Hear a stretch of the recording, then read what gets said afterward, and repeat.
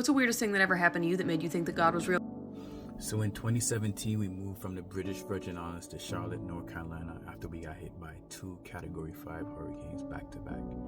And it was really a move of fate because we didn't have any jobs lined up here, we didn't know anybody, and we'd never even been to North Carolina before.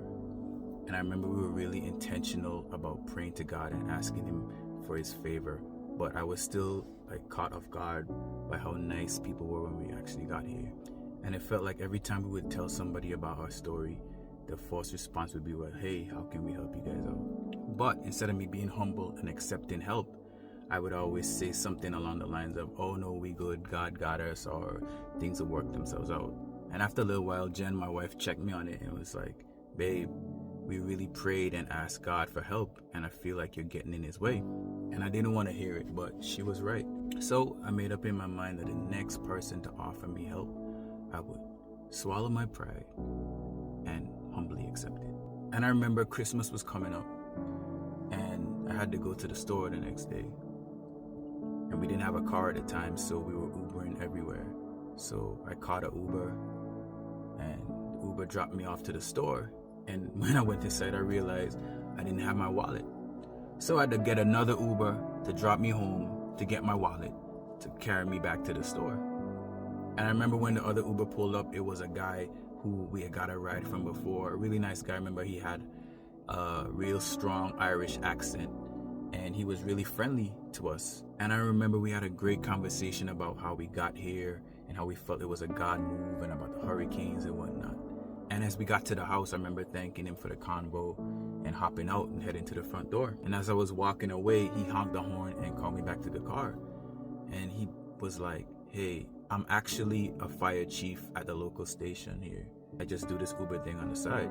And for Christmas every year, we like to partner with families and come alongside them to help them with anything they might need for the season. And after hearing your story, we would really like to help you out.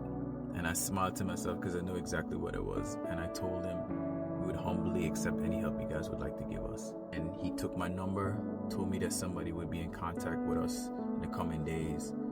And he drove away and that was it.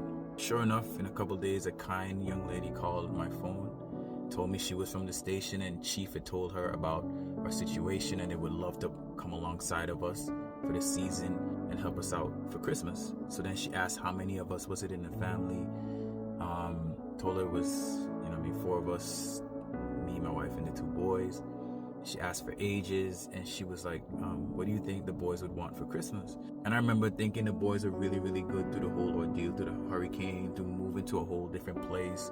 And I wanted to kind of reward them for that. So me and Jen wanted to get Jarice a PlayStation and Corey a Switch.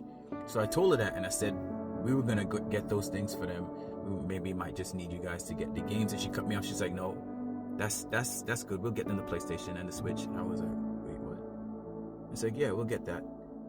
Do you know of any games they might like? And I couldn't even believe what I was hearing. And I remember telling her some games that they might like. And she said, what about your wife? What shoe size does she wear? What's her coat size? What's the coat size for the kids? And I told her all these things. And as I was talking, I could feel God saying, see, I told you I got you. And man, what I tell you, these people pulled up on us the day before Christmas. Fire truck going, we thought somebody's house was on fire.